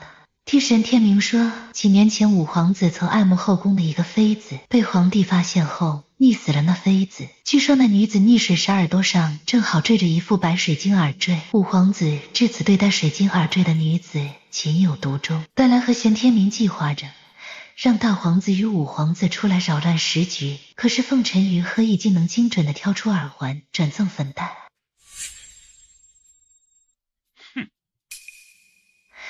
大意了，不该阻止玄天明与玄天华二人过来，以至于此时连个商量的人都没有。小姐，你怎么了？凤雨恒揪着心在想事情，一时没答话。陈瑜跟粉黛一幕幕姐妹情深看到眼里，总觉得似乎有什么地方出了纰漏。原本觉得在这件事情上一直占上风，可如今看来，只怕才将打了个平手。小姐，这宴厅里太闷了，陪我出去走走。好。如果小姐不喜欢这里，不如咱们就先回府吧。这就回去，岂不是辜负了三哥在此等我多时？没事，你且在这边等我，我去跟三哥说说话。县主好胆识。您是誉王殿下的三哥，阿恒也叫的一声三哥，都是自家人，有何可怕的呢？说得好，县主怎的里头好好的歌舞不看，要出来逛园子？女孩子逛花园，这是最平常不过的事，三哥何以大惊小怪？来得匆忙，不知三哥可有带酒？不多，倒也够我二人喝上2口。阿恒是大夫，最是擅长以药治酒，今日刚好得了一条好蛇，听说用蛇毒泡酒最是养人，三哥可有兴趣尝尝？这蛇名为竹叶青，毒性极强，人若是被它咬上一口，别说求医，只怕连救命都来不及喊上一声，就已然毙命。但毒性越强的蛇，这酒就越好。我总想找一条竹叶青制酒，可惜始终也没空去寻。今日倒是不知谁尽这般好心，送礼送到我的马车上，我都来不及跟人家说声谢谢。说着，凤羽横进，当着玄天业的面极其熟练地剥起了蛇皮，接着把蛇口对着酒壶挤出几滴汁液来，随后将蛇身重新放入葫芦。三哥可要尝尝这蛇之酒，大补的。这个丫头怎么跟鬼一样，干的事都不像是正常人能干出来的事，被这样一个人惦记着算计着，不知道是该害怕还是该感到荣幸。三哥不敢喝也是，我是请人喝酒的，当然要先喝为敬。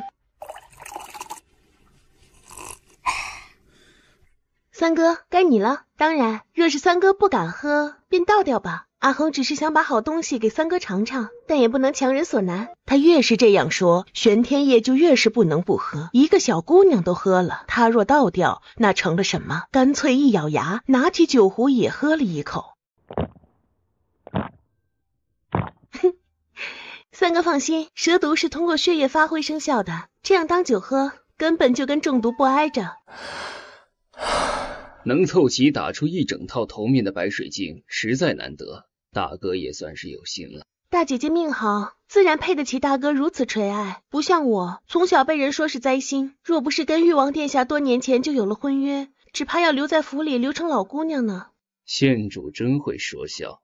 唉，我是颗灾星，又治不好誉王殿下的腿，还丢了那凤头钗，父皇待我已大不如前了。听他又提起凤头钗，玄天业的心都跟着哆嗦。妙手圣仙下手3次，居然未得，那东西到底是在哪里？难不成还在这丫头手中？天寒地冻，县主不准备回去？我再待一会儿，里面闹得慌，三哥先回吧。好，那咱们改日有机会再一起饮酒。他心里一阵烦躁，不愿与凤羽恒再说下去。总觉得这小丫头正在给他画一个深坑，他纵是瞧见了第一个，也难保坑后还有坑。唉，京都都冷成这样，北界还指不定要冻死多少人呢。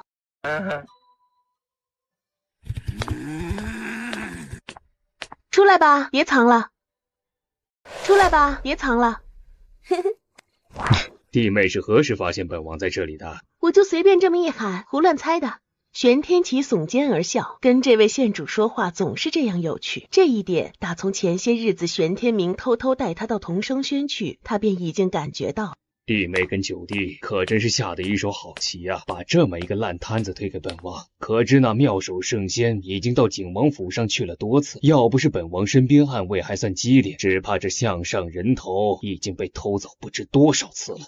大哥是生意人，若连自己都保护不了，又怎的敢接下这桩买卖？上次酒殿下就说过，只要大哥能陪我们演完这出戏，好处自然是少不了你的。哦，那你且说说，在这桩生意里，我究竟能得到什么？他之所以敢趟玄天明这趟浑水，一是与玄天业也有些多年前结下的梁子，二来玄天明说过，若他肯援手，凤羽恒会给他一个惊喜，他便是冲着那个惊喜一直配合着这一出戏，甚至跟皇上都演得十分兴起，就连让他给陈馀示好送一套水晶头面他都送了，如今那惊喜总也是到了揭晓的时候。只要大哥能配合我们以及父皇成功牵制住三殿下的私兵，最差也得让他将兵从北边调回中土，只要能控制在大顺的腹地，一切就都好说。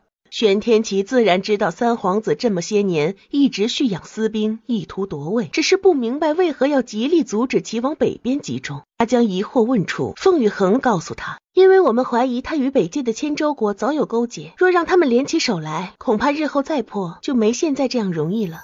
现在也不容易啊，你也看到一套水晶，那凤晨宇转身就送了你们凤家的四小姐，只怕老五现下已经在跟凤四小姐热聊了。而你那大姐凤晨宇虽是有倾城之姿，可我看她脑子倒不是很好使，这样的人当真有凤命？有没有不是我们说的，这么多年传说下来，叫人即便不信也总得合计几分，事情总有意外，我们会再详查，大哥不必介怀。总之如今父皇属意的储位人选是大哥，咱们一看三殿下能不能沉得住气，二也但愿他能对九殿下那边放松警惕，给我们争取些时间对付那些已经到了北界的私兵。至于大哥在这桩生意中所得利益，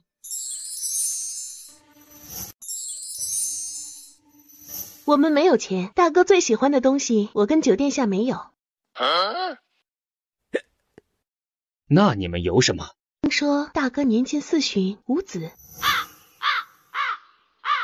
我是大夫，大哥在我面前无需顾及太多，我的筹码便是我这一手医术，大哥相助我们成此大事，我治大哥不育之症。玄天齐倒吸了一口冷气，这个诱惑对于他来说太大，他半生经商，将扩展经营版图与积累财富视为人生最大乐趣，可他年近40，无子亦无女，若此一生无后，那这大笔的财富他又要来作甚？难不成死后捐给国库？你当真能治？能治。成交。那水晶地美恕本王直言，可是我们的计划已经被人识穿。我也不知道，但对方若是完全不怀疑，是绝对不可能的。三殿下本就生性多疑，我们总不好指望做了这几日的戏便能将他糊弄住，且再看看吧。好，那本王就等弟妹那边的消息，本王先回去了。好。您见大殿下也就罢了，只是那三殿下小姐一人见他，奴婢这心就一直没落地过。难不成他还能吃了我？你以为不能呢？2年前襄王府就有传闻说三殿下气恼的时候会咬人，他府里以前的管家就是被他生生咬死的。我又不是手无寸铁的管家，你看我可是带着凶器的。小姐你那袖子奴婢就不做评价了。仙女姐姐快点回去，你的那个妹妹出事了。哦，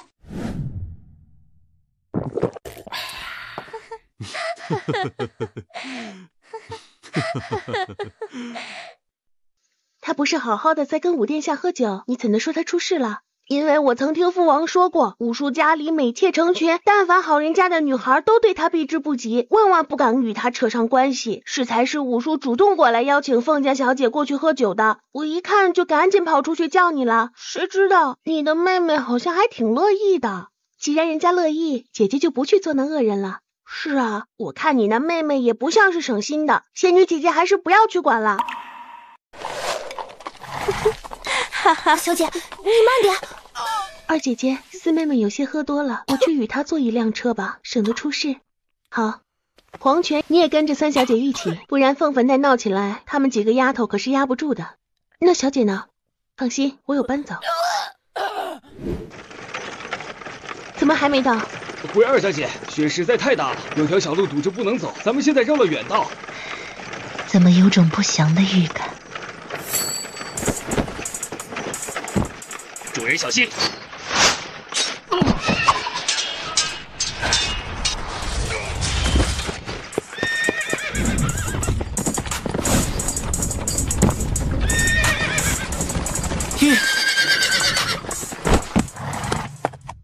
子没事吧？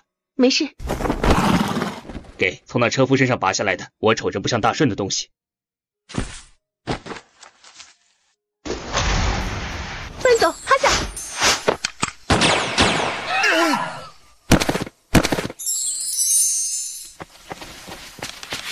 有没有受伤？没有，你呢？我也没事。好犀利的剑法，这样的剑。凤羽恒忽的心中一动，就想起玄天明曾与他说起过的北界千州国的神社。搬走，别回同生轩了，我们去誉王府。是，属下遵命。恒恒，玄天明，恒恒，可有伤到？路上出了点事，但我没受伤。白泽，属下着人去查。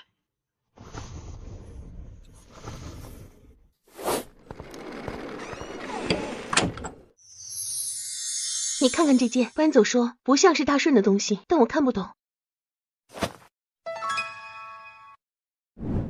宗髓之物。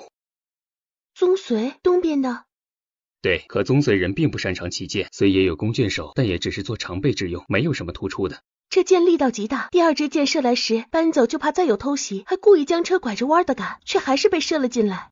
那便是千州了，为掩人耳目，故意将宗髓的剑拿出来。可再如何掩饰，这种手法射出的剑，全天下也就只有千州的神社有这般本事。凤羽恒眯起眼，千州神社成功的刺激到他的神经。他还记得在西北大山里时，玄天明就伤在千州神社手中。谁说就只有他们有这本事？哼，待我为你培养出一支神剑队时，再与那千州的射手比一比，看看谁家的本事更大。玄天明对凤羽恒的话从不怀疑，更何况他早已见识过这丫头的剑法。眼下若说他也会那种转着弯跟随目标跑的剑法，他一点都不怀疑。元王府的事我听说了，老三的谨慎真是一年比一年更强，一套白水晶头面，倒能让他联想到当年那个妃嫔，那也是我们轻敌。不管他是否真的识破都没有关系，这种心理烙印不是一下子就能表现出来的。他若真迷信到去信凤尘鱼那个什么凤命的传说，那这烙印打得才叫好。凤羽恒伸手去捏他的腿，一边查看情况，一边与他说话。石膏还要再打些日子，差不多7天后我帮你拆掉，再恢复月余就可以走路了。你的医术我放心。你不放心也没有别的选择，你这腿我若治不好，普天之下便再也没有人能够治好。玄天明，遇到我你偷着乐吧。玄天明，遇到我你偷着乐吧。我哪有偷着乐，我分明是明着乐的。别笑啦，你的情报组织这2天有没有新的消息？有，老三的兵有一部分从北界撤回，但是不多，看起来不像是忌惮大皇兄而回，而像是在与我们周旋，掩人耳目。那些撤回的兵集中在了甘州，他在外头私设的大本营。你的意思是，他根本不信皇上对大殿下的这一番表示，已经在怀疑是我们做的扣？有可能，但他的兵却在北界第3城停了下来，并没有继续往前走。再过几日，应该就能跟你父亲会合了。你跟他叫凤景元就好。你有没有想过，如果玄天业不上当，执意将大部分的兵马都往北集中去，再与千州国结成一党，那股势力一旦形成，他会不会立即发难？不会，皇位若能名正言顺的拿到，谁也不愿意通过武力解决，但总不能放他的兵马在北界太久，到时候与千州国结交过深，于大顺来说，早晚都是一块心病。对了，凤景元已进入灾区，不出我所料，的确有千州国的人与之秘密接触，但意外的是，找他的人是女人。女人找凤景元干嘛？探子还在继续打探消息，咱们除了等也没别的办法。老三这人行事谨慎，就算他对大皇兄一事有所怀疑，也绝对不会不做准备。咱们静观其变。你怪不怪我把你拉入这皇权斗争当中啊？无怪，虽然不愿承认，但我毕竟还是凤锦元的女儿，生在相府，即便遇上的不是你，也还有别人。凤锦元总不可能把我许给一个普通百姓。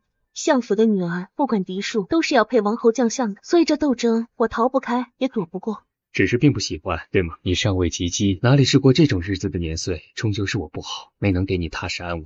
怕是换了别人，我过得还不如现在。若有可能，我希望等我长大了，便可以过安稳无争的生活。但若注定没那个福气，我也不会埋怨谁。你刀锋剑雨，我陪着你便是。玄天明，你是我见过的第一个人，就像生命，你在我在，你亡，我也是要拼了性命给你报仇的。哈哈。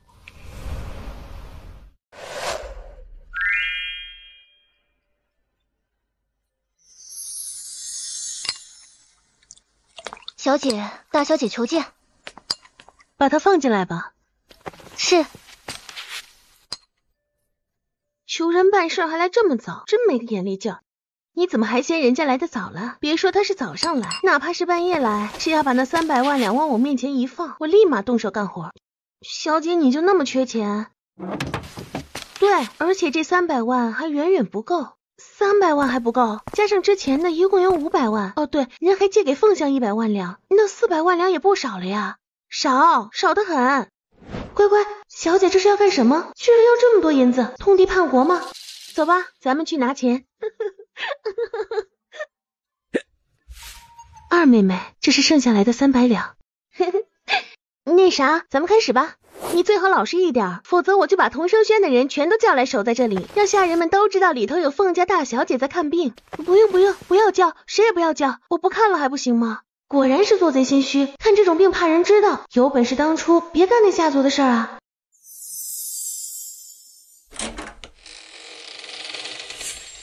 小姐没事吧？咱们快走。好。小姐，你把他怎么啦？我不但没把他怎么，我还真就把他给治好了。但是你明白，有些人最擅长过河拆桥这一招，在里头跟我千万次确定是不是真的无恙了，为的就是出来之后赶紧离开这是非之地，回去好抓紧功夫想一想以后该如何把我彻底解决，以图封口。把小姐彻底解决，就凭他。小姐既然明知道他心术不正，为何还要给他治那个病？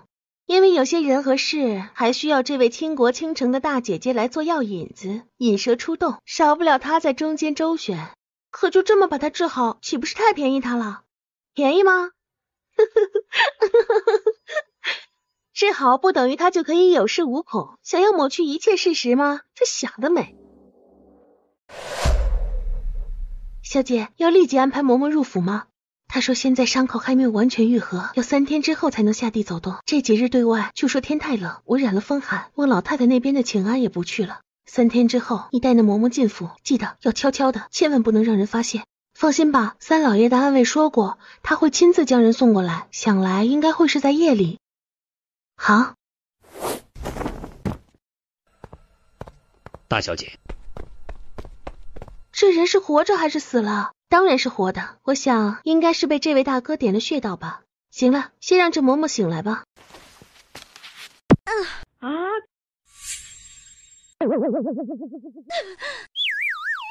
这位就是要验查的姑娘。正是，我在外面等，你们结束后，我会将银票全部付清。好。据说凤城相府的长女是京城第一美女，整个大顺怕是也挑不出来第二个比之更美的人。眼前这位8成就是了。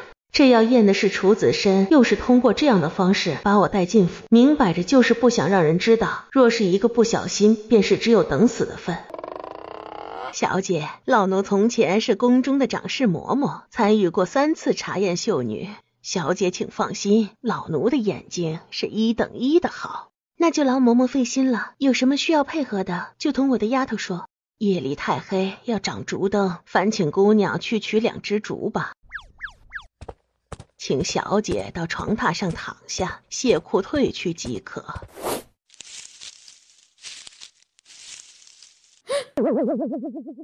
怎么了？没怎么，光线太暗，没看清楚。一边说着，一边又仔细去看，可眉心却越扭越紧，心中惊骇不已。到底如何？可还是完毕？小姐的确是完毕，这一点老奴可以肯定。小姐这回总算是能放心了。我要不要告诉这位小姐呢？凤晨瑜看向那嬷嬷，就觉得对方似还有话说，但此时此刻他已经被巨大的惊喜所包围，脑子怎及平日里清楚，便觉得肯定是为了银子，不由得冷笑道：本小姐怎么可能会欠你一个奴才的银子？随着陈瑜一个白眼翻起，那嬷嬷本来想跟他说的话也咽了回去，想想也是，能在那种地方动手脚的人，又岂能是泛泛之辈？要是多一句口舌，眼前这位疑似凤家大小姐的人不见得感恩，背后那位动手脚的人，搞不好还得杀我泄愤。如此不划算的买卖，我才不做。只是他千算万算，却没算到，凤晨瑜之所以敢连面都不遮地站在他面前，便是没打算验查过后，还让他继续活着。出来！可怜的老奴才连声呼救都没来得及发，就一刀刺死。而凤晨瑜的秘密便也被他带到了九泉之下，再无人得知。出城了？你看，不是说他在大营里等我吗？怎么会在这里？白泽，白泽，主子，王妃来了。你慢着点儿，也不怕摔死。你嘴上就不能积点德？班总，你确实嘴上要留点德，不然王妃要削你的。驾！驾！驾！上次你说什么惊喜，我就想着，如果告诉你我在大营等你，然后我再悄悄的到这里来，应该算是惊喜的一种吧。恒恒这头发摸起来像只毛茸茸的小宠物，如果能一直这么温顺乖巧也是不错的。我又不是小狗，你干嘛老是摸我的头？那别的地方给摸吗？拿去。你呀。恢复的不错，骨头应该都接上了，过几天拆了石膏，你便可以试着做恢复，每天走动几次。好，等我的腿好了，带你出去转转。真的？是不是我说去哪里就去哪里？左右天下就这么大。我要不要告诉玄天明，其实天下很大，给你张中国地图看，就该知道大顺及周边4国只有这个地球的一块小小地方。唉，算了，不非所长即为要，我可不想被视为要。主子，钱副将来了。啊？钱副将是京郊大营里我的助手，通常他不会离开大营，除非出了事。让他上车。是。将军，营里出事了。出了什么事？这位是季安县主。季安县主，您真的是季安县主吗？我是。太好了，有季安县主在，将士们可就有救了。有病人，末将有罪，请将军责罚。现在谈不上责罚，你先把事情说清楚。今早末将送将军出山，咱们都没在营里用饭，算是躲过一劫。可待末将再回大营时，却发现刚吃完饭的将士们全部都倒地不起，惊得满地打滚，重的已经昏死过去。一共有多少人中毒？做饭的人可控制住了？80%以上的人都中了毒，做饭的也中毒了。白泽，速度加快，我们得尽快赶到大营。是，驾。钱副将，你再把营中将士们中毒的细节详细与我讲述一番。末将回去的时候，只见地上倒了一片的人，好在那些没了知觉的人只是昏迷，并没有断气，但脸色发青，口吐白沫，手指也有些僵硬，也不知道能不能挺得到咱们回去。营里3名医官2个中毒，还有一个却束手无策，他说是鸩毒，无解。钱理一边说一边看向凤羽恒，发现在凤羽恒听到鸩毒2字时，竟也倒吸了一口凉气，他的心立时就凉了半截儿。这是一种鸟，我本以为这种鸟只存在于历史传说中，却没想到这个年代居然还有鸩鸟存在。呵呵，你可有办法？营里一共有多少人？全营将士总共3万，都是我从西北战场上带下来的，留了一部分在那边安扎，这3万就随我回京，并于京郊扎了营。3万，中毒的有多少？至少2万以上，人太多了。别说是在这个年代，就算是在21世纪现代化的医院里，突然之间涌进来2万多患者，医生也是不够用的。就一点办法都没有吗？呵呵。办法倒是有，可是人太多，就凭我一个人怎么都救不过来。那末将去将城里的大夫都带到大营。没有用，他们不会。玄天明微闭了眼，凤羽恒说别人不会，那就是真的不会。他曾看过凤羽恒给襄王妃治病，那些奇怪的东西和诡异的手法，见所未见，闻所未闻。可如今，到大营去看看情形再说吧。上次吩咐忘川在萧州培养些药理方面的学徒，当时只是打算在各地开百草药连锁店，如今是该多培养些助手了，不然遇上今天这种情况就很被动。将军快去看看吧，有好多人已经快不行了。玄天明心里一紧，顾不得旁的，干脆一拍轮椅，运着轻功飞到大营里。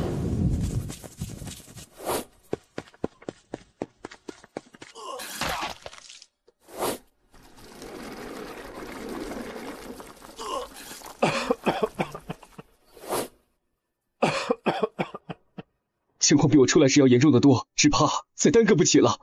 给我准备个空帐子，快备营帐。是。